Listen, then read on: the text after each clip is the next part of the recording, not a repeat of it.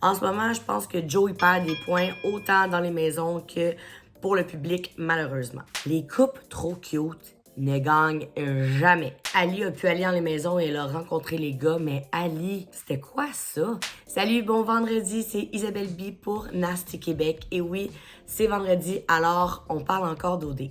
La semaine 2 vient de se terminer, puis on va se le dire, cette année, ça brasse et on aime ça. D'abord, on va revenir sur l'élimination dimanche passé rapidement. Megan, c'était super prévisible. Par contre, oh mon Dieu, que c'est la meilleure décision. Là. On se doutait qu'elle allait se sacrifier si on avait l'occasion, hein, parce qu'on savait pas si le CA la mettrait en danger. Heureusement et évidemment, ils l'ont mis en danger. Mais là, l'arrivée de Megan dans le CA... Merci la vie, sincèrement. Ça va juste faire un show vraiment, vraiment bon parce qu'on sait tous que Megan n'était pas là pour trouver l'amour. Elle l'a dit elle-même. Puis d'ailleurs, est-ce qu'on peut parler de son fou rire dimanche dernier quand Clémence parlait du fait qu'elle était là pour trouver l'amour, qu'elle était peut-être un peu mêlée, etc., etc. Puis Megan était juste crampée.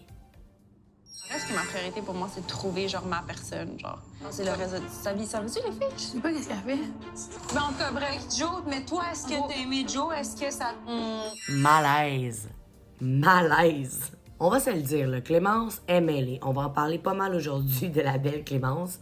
Mais Megan, c'est un peu weird que, en plus que t'es pas là pour trouver l'amour, tu te moques des gens qui sont là dans une démarche assez sincère. C'était, en tout cas, c'était un drôle de moment. Sinon, la bisbille de Joe et Félix, c'est sûr qu'on en parle. Je voyais que tu commençais à faire des petits calls quand je parle ou whatever, puis à monter des gars un peu dans mon dos pour... Ben, je monte pas des gars dans ton dos, c'est juste que je trouve un peu que t'es un fake. Si tu joues une game, t'es un peu fake, je trouve. Tu sais, la bisbille de Joe et Félix, là. Au début, moi, j'étais team Joe all the way. Tu sais, le premier, le tapis rouge, coup de cœur du public, on l'aimait Joe. Puis là, on dirait que plus que la semaine à l'avance, probablement, ça termine pas. Ça fait un bon show, là. Mais les gars, à chaque épisode, ils ont un talk pour terminer ça, pour s'excuser. Puis je suis comme, OK, ça termine jamais, là.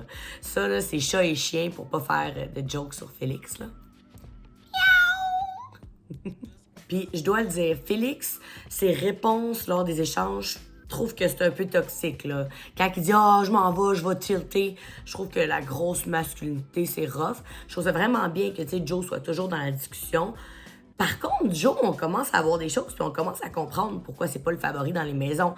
Les gars ont l'air un peu de l'isoler. Puis là, ben, on a vu la scène du support cette semaine, puis on est comme, OK, on voit le personnage, puis on commence à comprendre pourquoi Joe se fait isoler. Là. Moi, quelqu'un qui débarque comme ça en me disant de manière aussi condescendante, passive-agressive, de me ramasser... La deuxième utilisation, c'est pour accrocher vos serviettes de douche. Ouais. Ouais, on accroche ça, ça sèche, ça évite qu'après ça, je sois obligé de prendre la serviette de quelqu'un d'autre pour m'essuyer le visage. C'est cool, hein? Ça serait pas mon meilleur ami. Puis là, on a vu le preview de dimanche, il y a quelqu'un qui a mis un porte-poussière dans le lit de quelqu'un. Moi, je pense que Joe a juste mis le porte-poussière dans le lit de son colocataire. Mais ça va être à voir. Peut-être que je me trompe, mais en ce moment, je pense que Joe, il perd des points autant dans les maisons que pour le public, malheureusement. Un autre moment fort cette semaine, c'est évidemment la twist du CA qui a été dévoilée aux candidats. Si vous voulez mon avis, c'était un peu trop tôt. Moi, je trouve que tout va toujours trop vite. Fait que si je pense à OD dans l'Ouest l'an passé, j'étais tellement déçue que les maisons apprennent l'existence de l'autre maison aussitôt dans l'aventure. Moi, j'aurais voulu 2 aventures qui se passent conjointement, puis là, on arrive aux 3 quarts, puis c'est comme POW! Dans vos faces. Ça, c'est ce que j'aurais aimé. Malheureusement, on dirait qu'à OD, ils veulent rapidement brasser les cartes, ils veulent... Je sais pas qu'est-ce qu'ils veulent faire, mais j'ai trouvé ça tôt. Sur les réseaux sociaux aussi, les gens avaient l'air mitigés d'impliquer le CA aussi rapidement. Mais sinon, c'est-tu moi ou les candidats étaient pas vite? T'es à occupation double. C'est sûr que tu sais qu'il y a d'autres maisons, d'autres candidats qui s'en viennent, des twists. C'est sûr, là, ça fait partie du jeu. Puis là, t'as quelqu'un qui t'appelle pour te dire « Vous n'êtes pas seul », tu sais, des choses comme ça. Selon moi, ça aurait dû être évident. Puis, comme les filles ont quand même allumé assez vite, là, les boys. Vous posez pas plus de questions que ça? Non. Bonjour.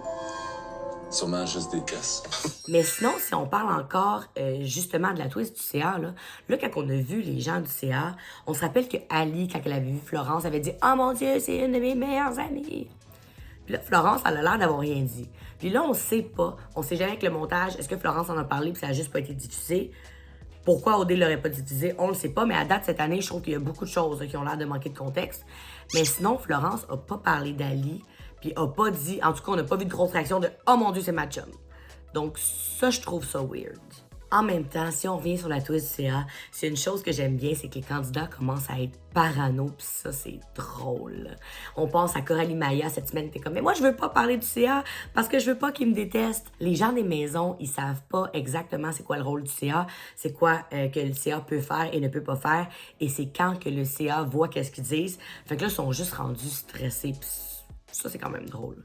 Sinon, cette semaine, on a eu le premier French. Cute! Honnêtement, moi, Jimmy et Claudia, je les trouve vraiment, vraiment cute. Puis ça a l'air de deux bonnes personnes. Là. Les deux, ils ont l'air sans malice. Claudia, on l'a vu la semaine passée quand elle était là pour rassurer Clémence sur son charme. Cette semaine, elle était là pour rassurer Coralie Maya. Donc, je trouve qu'elle est toujours là pour tout le monde. Jimmy aussi, ça a l'air d'un super bon gars. Par contre, je suis un peu stressée avec les couples trop cute depuis le début. Les couples trop cute ne gagnent jamais. On pense à Jessie PH à OD Bali. Oh mon Dieu, il était cute, tout ça, mais ils ont été cute tellement longtemps qu'il n'y avait aucune action autour d'eux. Fait que les gens se tannaient. Après Oli Pézy, après Mathieu Claudie. Même histoire là, Mathieu, c'est sûr que c'était vraiment plus le favori du public avec toutes les histoires de vidange à OD Afrique du Sud.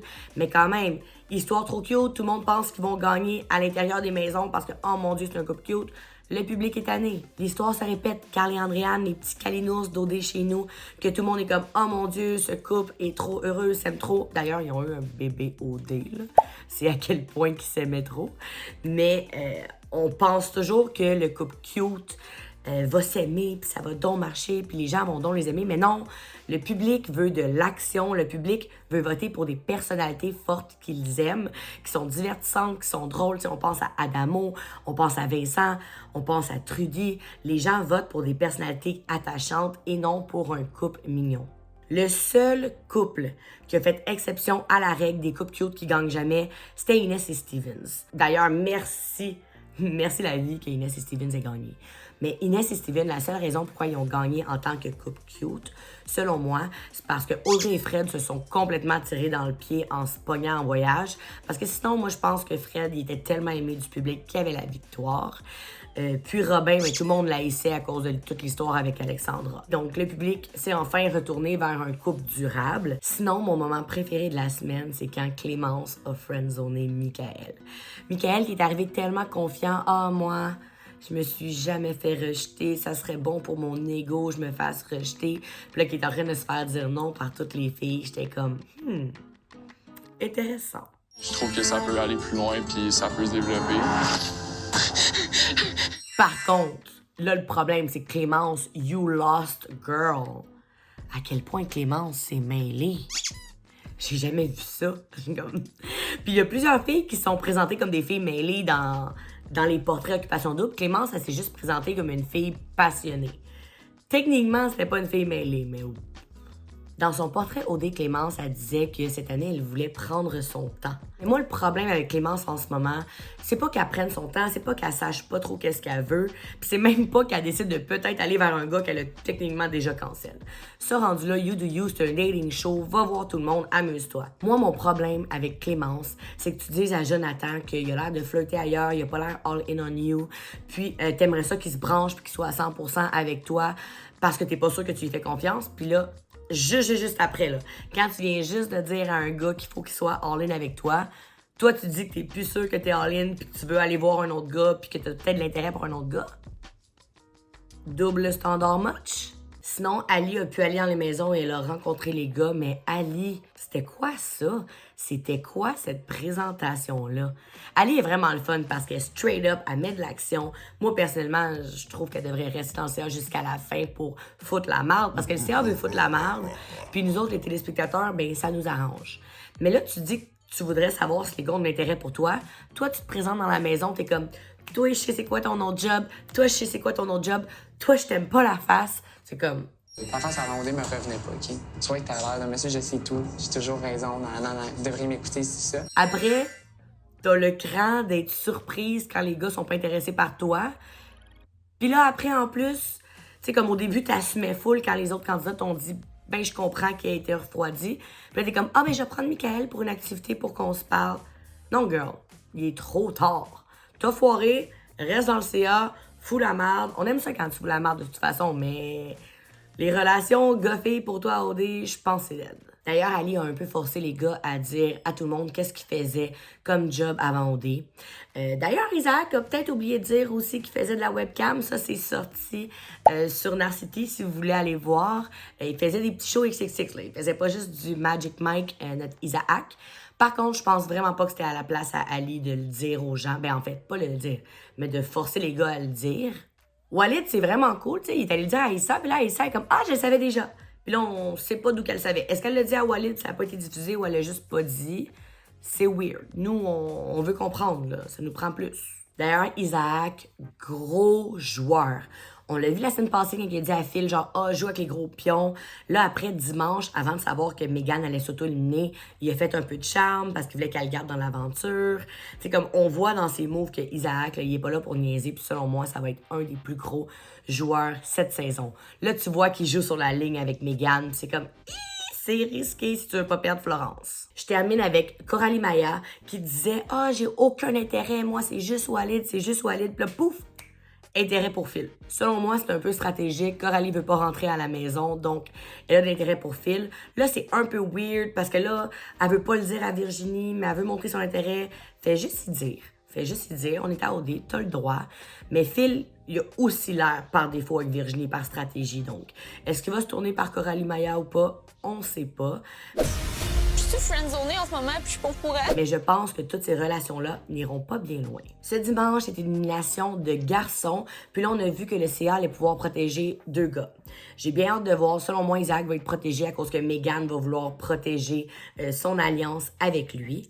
J'ai hâte de voir si le CA va protéger des gens de manière stratégique d'ailleurs ou pour foutre la merde. Il pourrait décider de protéger quelqu'un de pas rapport, genre Michael, parce que Ali se sent mal d'avoir été méchante, puis ils veulent foutre la merde, donc ils veulent empêcher la personne qui pourrait se faire éliminer de se faire éliminer. Mon avis personnel, là, c'est on peut-tu mettre Zach dehors? Le CA veut juste mettre Zach dehors, donc s'il y a une twist quelconque qui peut permettre de mettre Zach dehors, là, ça serait incroyable, mais ma prédiction, c'est que Jonathan va sortir ce dimanche. Je protégerai Michael. C'est dur avec. Qu'est-ce qui s'est passé dans la tête de Joe? Philippe, ça a brassé sur un moyen temps. Pourquoi j'ai pas écouté? C'est tout pour moi cette semaine. Si toi aussi t'es fan d'Occupation Double et t'en as jamais assez, je t'invite à aimer la vidéo, à t'abonner si bas et surtout à être parmi nous vendredi prochain. Bonne semaine! Merci pour ton écoute. Si tu as aimé la vidéo, on t'invite à t'abonner et à aimer la chaîne de Narcity pour plus de bons contenus dans ton écran.